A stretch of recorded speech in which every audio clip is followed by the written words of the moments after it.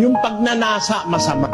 Pero kung halimbawa, nagtatrabaho ka, hindi ka nagnanasa, or working your work, or doing your work to be rich, nag-iipon ka, naghahanap buhay ka ng mabuti, hindi naman masama yun eh.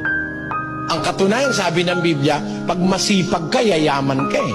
Basahin natin yung Kawikaan. Siya'y nagiging dukha na gumagawa ng kamay na walang kasipagan. Ngunit yumayaman ang kamay ng masipag. Ayun. Pagka nagtatrabaho ka, masipag ka, kahit yumaman ka, di masama.